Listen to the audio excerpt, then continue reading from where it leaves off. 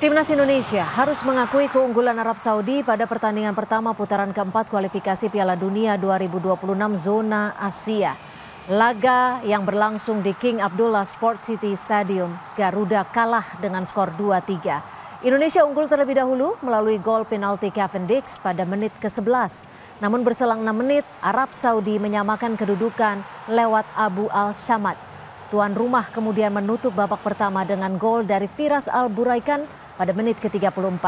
Skor 2-1 untuk keunggulan The Green Falcon bertahan hingga turun minum.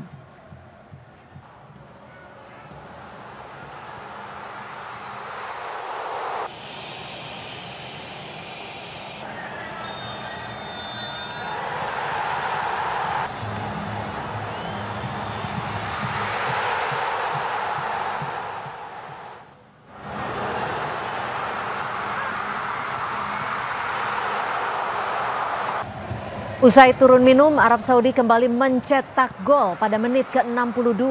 Garuda mempertipis selisih gol melalui Cavendish lewat penalti pada menit ke-89. Elang hijau terbang lebih tinggi dari Garuda dengan skor akhir 3-2.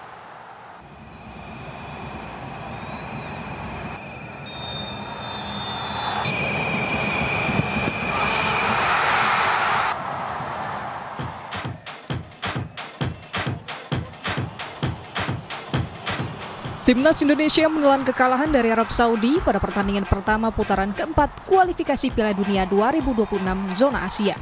Skuad Garuda kalah dengan skor 2-3. Dua gol Timnas Indonesia ke gawang Arab Saudi disumbangkan Cavendish melalui penalti. Sementara Martin Paes bermain cukup apik. Tak ingin berlarut-larut dalam kekecewaan, pelatih Timnas Indonesia Patrick Kluivert ingin segera bangkit dan bersiap untuk laga melawan Irak. There's a game against Iraq in 3 days, so now it's time to analyze and to come back stronger against Iraq because the game against Iraq we need to win.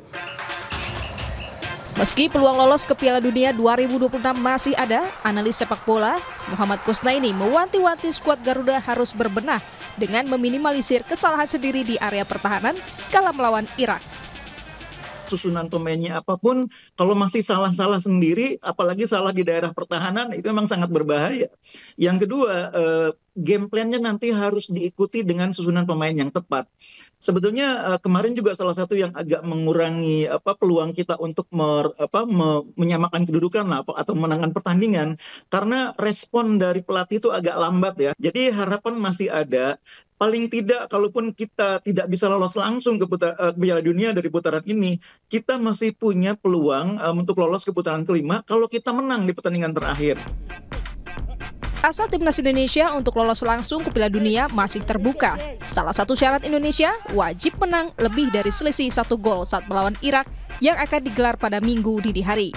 3 poin setidaknya dapat menjaga peluang lolos sembari berharap Irak mampu menang melawan Arab Saudi dengan selisih 1 gol saja. Peluang Timnas Garuda lolos langsung ke Piala Dunia 2026 menipis usai kekalahan dari Arab Saudi. Kita membahas strategi dan apa yang perlu diantisipasi dalam laga melawan Irak. Kita bahas bersama Wesley Hutagalung, analis sepak bola. Bung Wesley, selamat sore. Dari apa yang kita saksikan dini hari tadi, apa saja yang perlu dievaluasi agar nantinya Timnas Indonesia saat melawan Irak bisa lebih baik lagi? Bagi saya, kita menonton dengan penuh pertanyaan, aspek kejutan yang tadinya kita pikir akan mengejutkan lawan, ternyata mengejutkan kita sendiri dengan formasi, dengan komposisi dan kerangka tim yang dicoba-coba di pertandingan yang sangat serius ini. Ya hasilnya yang terkejut adalah kita, Mbak Cynthia, bukannya lawan. Dan tadi benar bahwa kita tidak bisa berkembang luas, kita ditekan terus. Tapi catatan saya adalah menempatkan Mark Klok dan Joe Pelupessy berbarengan dan mereka berebut area wilayah, tidak berbagi dan tidak mensuplai bola. Itu yang menjadi catatan saya adalah itu pemilihan kerangka tim, starting line-up-nya siapa dan orang yang tepat. Karena yang membedakan pelatih itu, Mbak Cynthia, adalah keputusan dan feeling instingnya. Ketika dia mengambil keputusan, dia harus memakai insting dia. cocok nggak nih Yaakob Sayuri yang nggak pernah jadi back di klubnya ditaruh di back untuk lawan tim nasional di pertandingan penting. Cocok nggak nih Mark Klok yang beradu tempat dengan Joe Pelupesi? Cocok nggak nih Beckham Putra yang istilahnya masih begitu hijau untuk tim nasional senior dimainkan di partai genting? Instingnya bermain dan keputusan itu harus dipertanggungjawabkan. Oke, berarti itu juga yang menjadi faktor, karena kan kalau kita tahu pertandingan di awal itu Indonesia cukup memimpin dan bertahan. Apa sebenarnya selain formasi dan juga penentuan pihak-pihak, apa yang salah? Apakah chemistry antar pemain? Chemistry jelas, karena kita hampir setiap kali berapa bulan ada pemain baru, ada pemain naturalisasi. Kerangkanya kan berganti-ganti itu. Kemarin ada Emiliano dan Mauro yang datang sebagai pemain baru di uji coba kemarin kan.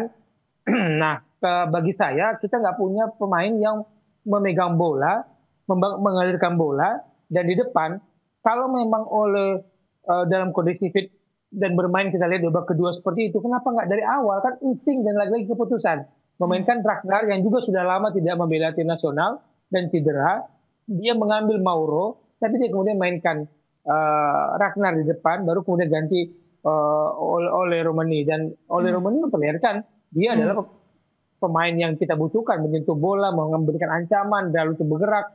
Ya, kenapa tidak dari awal? Sebenarnya bagi saya itu keputusan Mbak Cynthia. Kalau oleh dimainkan dari awal, setidaknya teman-teman itu terangkat motivasinya, karena di era Patrick Kluivert baru oleh lah yang mencetak gol sebelum Kevin Dix 2 gol kemarin. Dan bagi lawan juga kan pasti sedikit was-was ketika Oli dimainkan. Oke. Jadi untuk penyemangat juga ya, sudah bergabung bersama kami Nur Alim, mantan pemain timnas. Mas Nur Alim, kalau Anda punya perspektif yang sama tidak dari pertandingan dini hari tadi, apa saja yang perlu dibenahi dan seberapa besar sih chemistry antar pemain itu?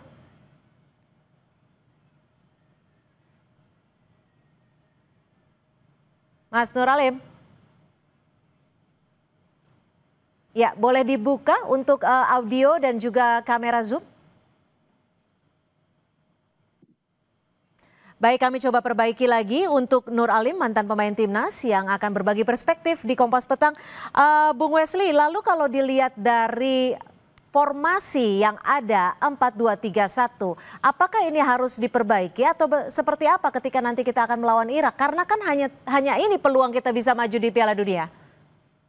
Ya, dengan resiko kita bermain terbuka, kemudian Irak yang 2 kali mengalahkan kita di putaran kedua, itu bukan lawan yang lebih mudah dari Arab Saudi. Kemarin Mbak Siti ya, pemain kita yang paling banyak megang bola itu Kevin Dix, Yaakob, Martin Pas. Baru kemudian Mark Klok dan Joe Pelupesi megang bola. Jadi 4 orang itu belakang kita yang paling banyak nyentuh bola. Berarti kita nggak bisa keluar dari tekanan kemarin.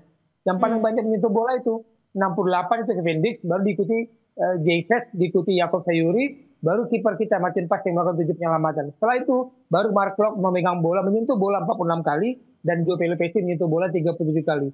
Joe Pelupesi kehilangan tempat karena ada Mark Klok yang mengganggu peran dia. Oke, Mas Nur Alim, kalau menurut Anda siapa yang perlu dirotasi untuk laga melawan Irak nanti hari Minggu? Mbak, kita berbalik ke pertandingan semalam ya. Ini juga kita sama sebagai mantan pemain juga kita kaget ya dengan adanya perubahan line up ini ya. Kita nggak tahu kenapa ada perubahan di pertandingan sebelumnya itu kan pemain-pemain itu udah solid Mbak. Makanya ketemulah chemistry satu sama lain pemain-pemain kita. Kalau saya lihat di situ Mbak, dan juga kenapa yang seharusnya pemain belakang yang harus memakai 3 ya, yang harusnya di situ ada Ijes, ada Hafner, ada Jai yang di situ solid. Kenapa ada perubahan gitu loh? Itu yang kemarin yang kita lihat di pertandingan semalam ini, harusnya kita jangan sampai berubah lah. Kita nggak tahu kan skema pelatih ini mau tidak tahu yang tidak diturunkan yang semalam itu apakah mereka kondisinya juga tidak fit atau apa, kita tidak tahu. Itu terlalu belum Mbak istilahnya. Ya, tapi kalau dari perspektif Anda sebagai mantan pemain, apa yang harus diperbaiki dan formasi apa yang setidaknya bisa dilakukan Kluivert ketika nanti akan berlaga melawan Irak? Ya, kita harus berbalik lagi ke pertandingan sebelumnya. Waktu kita pertandingan melawan Cina, Bahrain itu kan itu udah solid gitu ya Mbak ya. Sekarang kenapa di pertandingan krusial yang kita harusnya bisa mendapatkan poin, harusnya momen hari ini malamnya itu harus bisa dapat poin Mbak. Sekarang kan agak berat gitu loh. Ya di pertandingan besok melawan Iran ini kan beda. Ya kan kualitas permainan Arab sama Irak itu beda gitu loh Mbak. Ini kan harusnya kita mendapatkan poin yang semalam. Iya. Kalau untuk buat pertandingan Irak itu beda lagi, Mbak. Itu. Oke. Bung Wesley, kalau Mas Nur Alim, kalau dilihat nanti starter atau 11 pemain utama yang patut diterjunkan ketika melawan Irak siapa nih menurut Anda? Ya, kalau saya lihat di pertandingan kemarin ya, kita tidak menyalahkan satu atau beberapa pemain ya yang kemarin bermain tidak maksimal gitu. Itu kan strategi pelatih Mbak. Ya, yang seharusnya yang sudah paten di gelandang itu harus juga dimainkan pertandingan yang semalam itu kayak macam di situ Palu Pesi, ada Tom Haye, terusnya di situ. Apalagi sekarang ini kan sudah punya striker kita oleh ada Miliano di situ. Di situ banyak pilihan kita. Cuma yang kemarin itu sangat disayangkan gitu loh. Pemain-pemain yang diturunkan semalam itu ada yang kurang fit atau memang mereka tidak mengerti instruksi pelatih gitu loh Mbak. Bung Wesley, apa yang perlu diantisipasi saat melawan Irak nanti? Singkat saja. Iya, kembali menurut saya kerangka tim dikembalikan, tapi kalau mencoba-coba lagi, resikonya Irak itu mainnya akan juga direct dan crossing dan pasti juga akan menekan seperti kemarin itu. Jadi kalau kita salah pilih formasi, salah pilih orang di tempat yang salah, ya akan berat untuk keluar dari tekanan. Pasti Irak akan menekan kita. Oke, baik. Terima kasih Bung Wesley Hutagalung, analis sepak bola, dan juga Mas Nur Alim, mantan pemain timnas, sudah berbagi perspektif di Kompas Petang. Selamat sore.